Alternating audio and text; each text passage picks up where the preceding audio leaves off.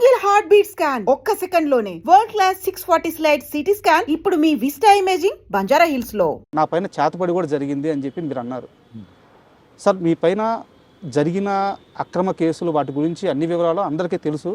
దాని నుంచి మీరు కడిగిన ఒక ముత్యంలాగా ఎలా బయటపడ్డారో కూడా అందరికీ తెలుసు. అయితే ఈ చేతబడి చేపించిన వ్యక్తులు ఎవరు సార్? అది తెలియదండి.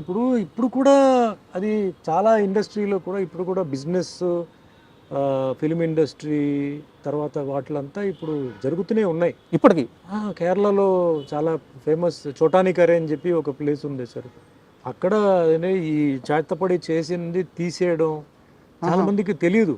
అంటే రకరకమైన మెథడ్స్, విచ్ క్రాఫ్ట్ అంటారు చూసారా, రకరకమైన ఇవి ఇంకా జరుగుతూనే ఉన్నాయి సార్. కేరళ వాళ్ళకి బాగా తెలుసు ఎట్లా దాన్ని ప్రయోగం చేయడం, ఎట్లా దాన్ని చేయడం, డల్ చేయడం, లేకపోతే మనస్పర్ధాలు తీసుకురావడం, అది ఇప్పుడు కూడా ఉందన్నమాట. అది అప్పట్లో నాకు అంటే కొందరు ఏం చెప్పారంటే కొంచెం టైంలో అంతా ఇది జరిగింది చెప్పేసరికి నేను కూడా తర్వాత అక్కడికి వెళ్ళిపోయి, అంటే వాళ్ళు ఏదో చేశారండి, ఏదో పూజ చేయాలన్నారు, ఏదో చేసాం, విడిపించాం, అయిపోయింది అన్నారు.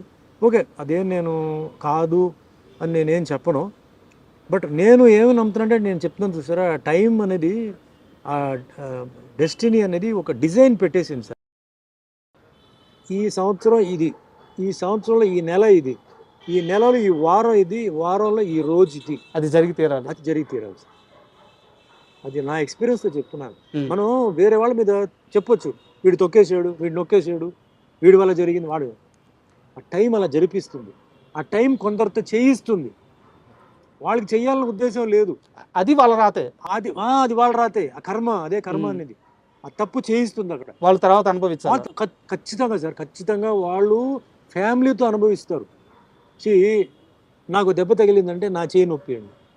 నా ఇంట్లో పిల్లలకు దెబ్బ తగిలితే ఏంటండి, వాళ్ళకన్నా నాకు నొప్పి ఉంటాడు. అది అలాగే రోగాలు రావడం, రోగాలు కూడా టైంని బట్టి సార్ వస్తుంది. మన బాడీలో ఫుల్ ఏంటంటే, అంటే నేను కొంచెం అస్ట్రాలజీ చదివాను సార్. మన బాడీలో ప్రతి part is connected to planet అండి సార్. ఏదో ప్రాబ్లం ఉంది అంటాడు డాక్టర్, అంటాడు నీకేమీ లేదు, నువ్వు బాగానే ఉన్నావా, నువ్వు ఎక్కువగా ఆలోచిస్తున్నావు, నీ రిపోర్ట్స్ అని బ్రహ్మాండంగా ఉంది అంటాడు. కానీ అతనికి సరిగా లేదు, రాత్రి నిద్ర పట్టట్లేదు, శ్వాస సరిగా రావట్లేదు, ఏదో అంటాడు. అన్డయాగ్నోజబుల్ డిజీజ్ అంటారండి. వాడి కష్టం వాడికి ఒక్కడికే తెలుస్తుంటుంది, వాడికే తెలుసు. అదే దట్ ఈస్ టైం. అలాగే బాగా తాగుతాడు సార్ వీడు, ఉదయం మధ్యాహ్నం సాయంత్రం కూడా తాగుతాడు, 10 సంవత్సరాల నుంచి తాగుతున్నాడు, కానీ ఇంకా బ్రహ్మాండంగా ఉన్నాడు అంటారు. అది టైమింగ్. అంటే ఆ గ్రహాలు, లోపల ఉన్న గ్రహాలు అంత బలంగా ఉంటాయి సార్. యాక్సిడెంట్ జరుగుతాయి సార్, అయిపోయాడు అనుకుంటాం, బ్రతికిపోతారు, తిరిగి వస్తాడు. కొందరు నుంచుని అలా పడిపోతారు.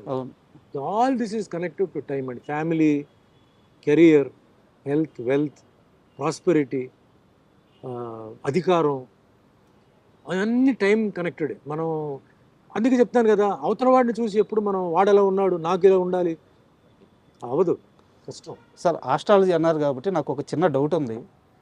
అంటే మీకు గురుడి స్థానం చాలా బలంగా ఉంది, బుధ గురు, అంటే నాకు కొంత అవగాహన ఉంది, అందుకని అడుగుతున్నాను. మీ జాతకం ప్రకారం బుధ స్థానం, గురు స్థానం చాలా బలంగా ఉంది. అండ్ మీకే తెలియకుండా చిన్నప్పుడు ఒక ఆర్ట్ ఫామ్ నేర్చేసుకున్నారు, మార్షల్ ఆర్ట్స్. అంటే గురుగ్రహం బలంగా ఉన్న వాళ్ళకి ఆర్ట్స్ వచ్చేస్తాయి. ఖచ్చితంగా మీ జాతకంలో మీరు ఇండస్ట్రీలోకి ఒక ఆర్ట్ వైపు రావాలని రాసిపెట్టి ఉండాలి, కానీ మీ జాతకంలో అది లేదంట. అవును, ఎలా సార్? ఇది పూర్తిగా విరుద్ధంగా ఉంది. పైవాడు అండి, ఇక్కడే వస్తుంది. ఇప్పుడు అన్నిటికన్నా శక్తి అనేది మహాశక్తి సార్.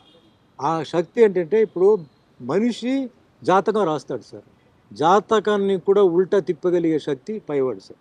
ఓకే, చాలామంది జాతకం చెప్తారు సార్, ఆ డెత్ అనేది ఎవడైనా కరెక్ట్గా చెప్పగలుగుతాడా? చెప్పలేడు. అదేంటి, వాడు జాతకం అయిపోయింది కదా, వాడు ఇంకా వాడు ఉన్నాడు ఏంటి, ఇంకా వాడు తిరుగుతున్నాడు ఏంటి అంటారు. పైవాడు అదే మిరాకిల్. మిరాకిల్ మీనింగ్ ఏంటంటే అది, వాడికి టైం అయిపోయింది. ట్రాజెడీ మీనింగ్ ఏంటి, అదేంటి అప్పుడే చనిపోయాడు, పాపం చిన్న వయసు, వాడికి ఇంకా మంచి భవిష్యత్తు ఉంది కదా, జాతకంలో అలా లేదు కదా. కర్మ. పెళ్ళి అయిన తర్వాత అన్ని జాతకాలు చూసి పెళ్లి చేస్తారు సార్ కదా. అవును, మ్యాచ్ అయిందా లేదా. అవును, చాలా ముహూర్తాన్ని బట్టి టైం తాళి కడతారు. అవును, ముహూర్తానికి ఫస్ట్ నైట్ పంపుతారు, అన్ని పంపుతారండి. ఎందుకు విడిపోతున్నారండి? పెద్ద పెద్ద వాళ్ళు చీప్గా చూడరు కదా జాతకాలు. అవును, పూర్వజన్మ కర్మ. ఆ పూర్వజన్మ కర్మలో బ్యాలెన్స్ ఉంటుంది, అది బెండు తీస్తుంది. ఎట్లా, పిల్లల ద్వారా ఉమ్, ఎవడైతే తప్పు చేశాడో వాడేమనుకుంటాడు, నన్ను ఎవడేం పీకలేడు, నేను అది చేశాను ఇది చేశాను వాడిని మోసం చేశాను అనుకుంటాడు. కానీ వాడికి ఒక మనసు ఉంటుంది కదా, దానికి అంతరాత్మ ఫీలింగ్ తెలుస్తూ ఉంటుంది ఉంటుంది. కదా, అవును. అది ఫీలింగ్ ఇవ్వాలి కదా. ఎవరి ద్వారా? పిల్లల్ని బెండి తీస్తే వాడు ఏడుపుతాడు, లేకపోతే వాడు ఏడవడు. సో ఆ కర్మ సిస్టమ్ అండి. You get what you give అంటారు. You give happiness, you get happiness. You give sorrow, you get sorrow. So ఆ కర్మ సిద్ధాంతం అక్కడ ఏంటంటే అది బుక్లో ఎంటర్ అయిపోతుంది. మీరు ఏ తప్పు చేసినా అది ఎంటర్ అయిపోతుంది. ఎప్పుడు ఇవ్వాలి, ఏ విధంగా ఇవ్వాలి, ప్లేట్లో ఇవ్వాలా, ఆకులో ఇవ్వాలా, ఎట్లా ఇవ్వాలి అనేది డిసైడ్ చేసి మీ కరెక్ట్ టైంకి పెడుతుందండి. సార్, మీ జైలు జీవితం గురించి, ఆ పరిస్థితుల గురించి మీరు చాలా ఇంటర్వ్యూలో మాట్లాడారు. నేను వాటి లోతుల్లోకి వెళ్ళట్లేదు సార్. ఆ అంశం మీద నాకు రెండు క్వశ్చన్లు ఉన్నాయి. ఇప్పటి వరకు ఎవరు అడగలేదు. 1985 మే 19 డేట్ తప్పైతే కరెక్టే. Correct. 19th. ఆ రాత్రి మీ ఇంటికి పోలీసులు వచ్చారు, మిమ్మల్ని తీసుకెళ్లారు, ఒక ఎఫ్ఐఆర్ వేశారు, అక్కడ ఉంచారు. సరే, దాని నుంచి మీరు ఒక 6 నెలల తర్వాత బయటపడ్డారు, జైల్లో చాలా కష్టాలు అనుభవించారు. ఇవన్నీ పక్కన పెట్టేద్దాం, ఎందుకంటే అందరికీ తెలుసు. కానీ సార్, మీరు జైలుకి వెళ్ళక ముందు ఒక పెద్ద రాజకీయ నాయకుడు, తమిళనాడులో ఒక పెద్ద రాజకీయ నాయకుడు మిమ్మల్ని పిలిచారని, సుమన్ నీ మీద ఇలాంటి ఒక అభియోగాలు నేను వింటున్నాను, నా దాకా వచ్చినాయి, జాగ్రత్తగా వాటన్నిటినీ పక్కకు వచ్చేసి అని అడిగారని, దానికి మీరు నేను ఏ తప్పు చేయలేదు, నాకు సంబంధం లేదు, నాకేం సంబంధం, నాకెందుకు చెప్తున్నారు అని ఆయన నొచ్చుకునేలా సమాధానం చెప్పారని, దానివల్లే మీరు జైలుకి వెళ్ళాల్సి వచ్చిందని నేను ఒక 2 రోజుల్లో అన్ని పాత వార్తలు అన్నీ తెలుసుకొని కాస్త మీ ముందు ఈ క్వశ్చన్ ఉంచుతున్నాను. నిజమా అబద్ధమా? రాంగ్ అండి. ఎవరు నన్ను పిలవలేదు, ఎవరు నాతో మాట్లాడలేదు, ఏ పెద్ద రాజకీయ నాయకుడు కూడా నా దగ్గరికి రాలేదు. It was all of a sudden అండి. సుమన్ జైలుకి వెళ్తారని సుమన్కి ముందే తెలుసు కదా? లేదు, తెలియదు. తెలిస్తే మేము జాగ్రత్తలు ఉంటాం. మీ వెనక పోలీసులు పడుతున్నారని, మీ కాల్స్ కానీ మీ మెసేజ్లు కానీ ఎవ్రీథింగ్ పోలీసులు ట్రాక్ చేస్తున్నారని మీకు తెలియదు? అక్కడ మెసేజ్ ఎక్కడ ఉంది ఆ టైంలో? కాల్స్ లేవు. అంటే మా ఐడ్రీమ్కి వచ్చినప్పుడు భానుచంద్ర గారు ఒక మాట చెప్పారు. ఒకరోజు రోడ్డు మీద ఆయన పోతా ఉంటే మీరు ఆల్ ఆఫ్ సడన్గా కార్ వేసుకొని వచ్చేసి, అప్పటికే అది న్యూస్ వచ్చేసిందండి. అది జరిగిన సెకండ్ డే ఏదో నాకు అరెస్ట్ అయింది. ఓకే, అంతే. అది ఆయన చేసిన సెకండ్ డేకి నాకు అరెస్ట్ అయింది సార్. అప్పటికి మనకి అంటే మనకున్న ఒక సర్కిల్ ఉన్నారు కదా, 2-3 days ముందు తెలిసిపోయింది. సర్కిల్ చెప్పారు ఓకే, ఇట్లా ఏదో అనుకుంటున్నారు ఇట్లా అన్నప్పుడు ఇప్పుడు భయపడిపోయి కండిషన్ బెయిల్ తీసి లేకపోతే హై బెయిల్కి పోవడం లేదు. నేను I wanted it, let it come. I was prepared come what be. ఎందుకంటే అలా చేసినప్పుడు వేరే ఎవడో చేయాలనుకున్న వాడు ఇంకా దారుణంగా ఏదో ఒకటి చేస్తాడు.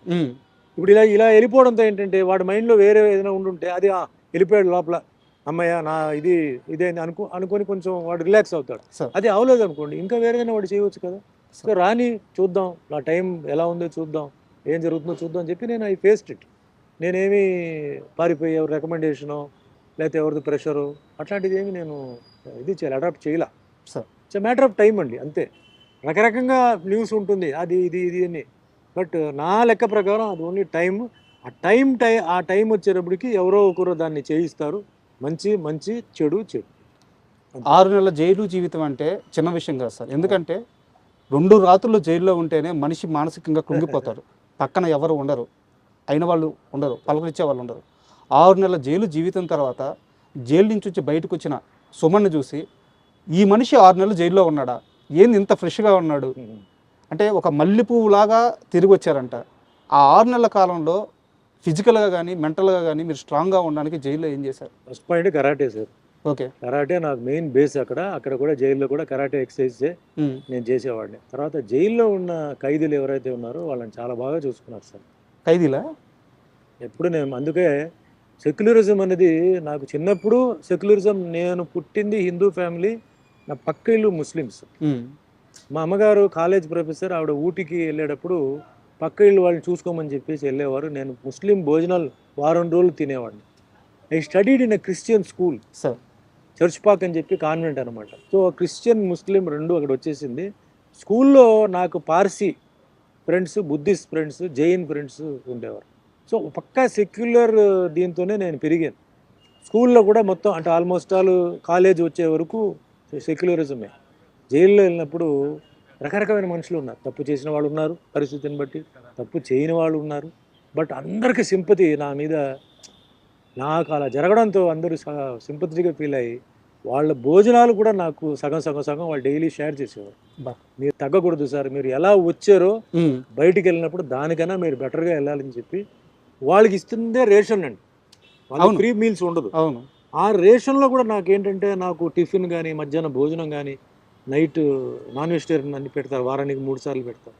నేను తినాలి అని చెప్పి నన్ను చూసుకుంది ఎవరంటే మొత్తం జైల్లో ఉన్న వాళ్ళు. ఎందుకంటే జైలు వాళ్ళు ఎక్స్ట్రా ట్రీట్మెంట్ చేయరండి. సార్. పొలిటికల్ ప్రిజనర్ అయితే చేస్తారు, పొలిటికల్ ప్రిజనర్కి చాలా బాగా చూసుకుంటారు. బట్ నార్మల్ పర్సన్ ఎవరైతే రిమాండ్లో వచ్చున్నారో వాళ్ళు మామూలుగానే ట్రీట్ చేస్తారు. నేను బయట రావడానికి ఆ టైంలో మెయిన్ ఎవరంటే ఆ జైల్లో ఉన్న జైలు ఇన్మేట్సే. దాంట్లో హిందూ, ముస్లిం, క్రిస్టియన్ అందరూ అన్ని క్యాస్ట్, అంటే తమిళనాడు ఉమ్, ఉమ్. అన్ని క్యాస్ట్, అన్ని రకమైన మతాలు, కులాలు ఉన్న వాళ్ళు చూడడంతోనే నేను బయటకు వచ్చినప్పుడు ఎవరు నమ్మలా. సార్. ఎవరు ఈయన జైలుకి వెళ్ళింది బ్రహ్మాండంగా ఉన్నాడు, ఈయనకేంటి అబద్ధం చెప్తున్నారు చాలా మంది చెప్పేవారు. సో అవన్నీ భగవంతుడు చూసుకున్నాడు. ప్రాసెస్ ఏంటంటే ఇట్స్ ఎ లెర్నింగ్ ప్రాసెస్. మనం లైఫ్లో ఒక జర్నీ, ఏమేమి నేర్చుకోవాలో, ఏ ఏజ్లో నేర్చుకోవాలి, ఎలా నేర్చుకోవాలి అన్నీ నాకు ఆ టైంలో ఒక మంచి ఒక లెసన్ లాగా నాకు వచ్చి ధైర్యం అండి ఫేస్ చేయడానికి ఏదైనా సరే. ఇప్పుడు ఒక లెవెల్లో ఉన్నాం, కిందకి వెళ్ళిపోయాం, ఇప్పుడు ఎలా ఉండాలి, మళ్ళీ పైకి వస్తాం. సో అట్లా బ్యాలెన్సింగ్ ఆఫ్ లైఫ్ నాకు ఇలాంటి జర్నీలో నాకు జరగడంతో ఈరోజు ఏదో డెస్పరేట్ అయిపోవడం, ఉక్కిరి బిక్కిరి అయిపోవడం, డ్రగ్స్కి వెళ్ళిపోవడం, never. Drugs never, because every day will not be same. ఆ దెబ్బలు పడితే కదా సార్ ఈ స్ట్రాంగ్నెస్ వచ్చేది. ఇప్పుడు అంటారు కదా, today is not like yesterday, tomorrow will not be like today. So అది మైండ్లో కొన్ని అలా ఫిక్స్ అయిపోతే మళ్ళీ ఎవడేం పీకలేడు. సార్ 35 సంవత్సరాలుగా ఆ కేసు నుంచి మీరు బయటకు వచ్చేసారు, కానీ 35 సంవత్సరాలుగా ఎక్కడో దగ్గర ఆ ప్రస్తావన వస్తుంది. ఏదో ఒక సమయంలో అందరూ నమ్మిన కొత్త తరానికైనా సరే ఆ రోజు సుమన్ ఆ తప్పు చేయలేదని మళ్ళీ కొత్తగా వాళ్ళు తెలుసుకోవాల్సి వస్తుంది. అది జరిగి ఉండకూడదు, జరిగిపోయింది. అయితే ఆ కేసు జరిగిన రోజు నుంచి మీతో పాటు ఒక వ్యక్తి కూడా సఫర్ అవుతున్నారు, మెగాస్టార్ చిరంజీవి గారు. ఈ మొత్తం కేసులో ఆయన ఇన్వాల్వ్మెంట్ అస్సలు లేనే లేదు అని మీరు కనీసం కొన్ని 10 సార్లు క్లారిటీ ఇచ్చున్నారు. ఆయన మీడియా ముఖంగా ఇప్పటికే ఒక 5-6 సార్లు క్లారిటీ ఇచ్చున్నారు. ఇప్పటికీ ఆయన అంటే నచ్చని వాళ్ళు, ఆయన్ని తిట్టాలనుకునే వాళ్ళు, ఆయన్ని వ్యతిరేకించే వాళ్ళు ఇప్పటికీ ఆ కేసు మీద పెట్టి కింద కామెంట్లో సోషల్ మీడియాలో పెడుతూ ఉంటారు. మీరిద్దరు చేయాల్సిన అన్ని ప్రయత్నాలు చేశారు, ఇది తప్పు, ఆయన ప్రమేయం లేదు అని చెప్పేసి. కానీ ఇప్పటికీ అంటూనే ఉన్నారు. ఇందాక నేను మిమ్మల్ని ఒక వరం అడిగాను, ఆ వరం ఇప్పుడు మీరు చిరంజీవి గారికి ఫోన్ చేసి ఒక్కసారి దీపావళి శుభాకాంక్షలు చెప్తే. ఇప్పుడు అది వద్దు sir, I don't want to bargain. ఎందుకంటే మా రిలేషన్షిప్ బాగుంది సార్. ఏదో అడ్వాంటేజ్గా తీసుకొని అది చేస్తే మళ్ళీ రేపు ఫ్యూచర్లో నాకు ఇది కాల్ చేసేది నాకు రాదు సార్. సో ఆయన అడగకుండా అది చేయకూడదు. అది సార్. ఆయన అడిగి నెక్స్ట్ టైం ఏదైనా ఉంటే మనం చేయవచ్చు, కానీ అడగకుండా I don't want to do it. Exploit చేయడం నాకు ఇష్టం లేదు. అంటే ఆ రిలేషన్ ఎలా ఉంది సార్ ఇప్పుడు? నా మీద కానీ చిరంజీవి గారి మీద కూడా ఏంటంటే ఎప్పుడు ఉంటాయి, ఎంత మంది చేసినా పినాలే వెనకాల ఎవరో ఒకరు ఉంటారు. సో ఏదో ఒకటి ఇలా చేస్తే అది సుమన్ చేసినట్టు, లేదా ఏదో ఒకటి కమెంట్ చేస్తే అది చిరంజీవి చెప్పినట్టు అని ఒక దాంట్లోనే ఒక థ్రిల్ వస్తుంది వాళ్ళకి. నేను చెప్తాను చూడండి మీకు థ్రిల్ అంటే ఈ పర్వర్షన్లో. ఇప్పుడు మీ చాలా I'm very sorry to say, YouTube ఛానల్స్లో మేము ఆర్టిస్టులు చనిపోయినట్టు కొందరు వేస్తుంటారు. అవును సార్, చూసే ఉంటారు. అవును. ఏదో ఫోటో పెట్టి అవును. లాంగ్ షాట్లో ఏదో మా రిజంబ్లెన్స్ కొంత పెట్టి మధ్యలో క్లోజప్లు పెట్టి, అది పర్వర్షన్. అది వన్ టైప్ ఆఫ్ పర్వర్షన్. అలాగే ఇది ఒక టైప్ ఆఫ్ పర్వర్షన్ ఇది. సో దాన్ని మనం ఏం చేయలేం. ఇప్పుడు ఆ పర్వర్టెడ్ మెంటాలిటీ ఉంది చూసారా, దాన్ని మనం ఏం చేయలేం. కానీ ప్రాసెస్లో ఏమవుతుందంటే చాలామంది బాధపడతారు, చాలామంది షాక్ తింటారు, చాలామంది అభిమానులు తట్టుకోలేకపోతారు. వాళ్ళు ఫోన్ చేసి మాకు అడుగుతుంటారు, సార్ ఏదో న్యూస్ వచ్చింది ఇట్లా అంటే వేరే హీరో మీకు తెలుసు కదా జరిగిందా సార్ అట్లా అంటే, అదేంటి వాళ్ళు అంటారు అంటే ఛానల్ చూడండి, మెయిన్ టీవీ ఛానల్స్ చూడండి అంటే, ఛానల్స్లో రాలేదు సార్ అంటే ఉండండి అని చెప్పి మళ్ళీ మేము ఎంక్వైరీ చేసి, లేదు అదేంటి సార్ టీవీలో అట్లా చేస్తారేంటి, అది బొమ్మ వేసి బాడీ చూపించంటే మీరు సరిగా చూడండి అయ్యా, అది బాడీ ఎవరిది, అది ఏంటది, ఫోటో ఉండొచ్చు కట్ షాట్, అది అవును, ఈ ఫోటో అది బాడీ, పాపం వీళ్ళు తెలియదు ఎడిటింగ్. అవును. అట్లా చాలా జరుగుతున్నాయి. సో అట్లా ఏంటంటే పాపం చిరంజీవి గారిని ఆ విధంగా ఇచ్చేయడం ఒక శాడిజం. అది ఆయన్ని ఏదో మెంటల్గా హ్యారెస్ చేయాలని వేరే రకంగా వాళ్ళు చేయలేకపోతున్నారు, కనీసం ఈ రకంగా చేయాలని చెప్పి పాపం చేస్తున్నారు. అంటే అంతకన్నా వర్స్ట్ ఫెలోస్ ఇంకెవరు లేరు. బట్ నేను, చిరంజీవి గారు బెస్ట్ ఆఫ్ ఫ్రెండ్స్ అండి. మేము అప్పుడప్పుడు కలుస్తుంటాం, మాది గెట్ టుగెదర్ ఉంటుంది. మేము హ్యాపీగా సాయంత్రం 6 గంటల నుంచి ఉదయం 6 గంటల వరకు హ్యాపీగా మేము ఆడుకుని మా మొత్తం ప్రపంచాన్ని మర్చిపోయి మేము హ్యాపీగా మీ 80s బ్యాచ్ అందరూ 80s బ్యాచ్ మేము హ్యాపీగా ఉంటున్నాం. మాకు అలాంటిది ఏ ఫీలింగ్ లేదు. ఎవరి ప్రాబ్లం వాళ్ళది, ఎవరి సక్సెస్ వాళ్ళది. బట్ అక్కడ మటుకు ఏంటంటే వీఆర్ ఆల్ వన్. నేల మీద కూర్చుంటాం, పాటలు పాడతాం, డాన్స్ ఆడతాం. రజనీ గారు వస్తారు, అందరూ, జాకీ ష్రాఫ్ వస్తారు, భానుచందర్, మలయాళం ఆర్టిస్ట్ శరత్ కుమార్, అందరూ వస్తారు. మాది వేరే. అది అక్కడ డబ్బు, సక్సెస్ అదంతా ఉండదు. ఆ ఇయర్లో ఎవరైతే ఉన్నారో ఆ గ్రూప్ అన్నమాట. అట్లా. అండ్ మీరు ఇందాక ఈ యూట్యూబ్ ఛానల్స్ గురించి, వాటి గురించి, ఇప్పుడున్న జర్నలిజం గురించి ఒక మాట తీశారు కాబట్టి, ఈ మధ్యకాలంలో మీరు సినిమా ప్రెస్ మీట్లు గమనించుంటారు. మనకి వేరే రాష్ట్రాల నుంచి వచ్చిన హీరోలను పట్టుకొని మీరు హీరో మెటీరియల్ కాదు అని చెప్పడం, ఒక హీరోని పట్టుకొని ఉమ్నైజరా అని అడగడం, అంటే వాళ్ళ మనోభావాలు, వాళ్ళ ఆత్మస్థైర్యం, వాళ్ళ ధైర్యం అన్నీ దెబ్బతినేలాగా జర్నలిస్ట్ ప్రెస్ మీట్లో క్వశ్చన్స్ అడగడం మీ దాకా వచ్చుంటాయి అనుకుంటున్నాను. వచ్చింది.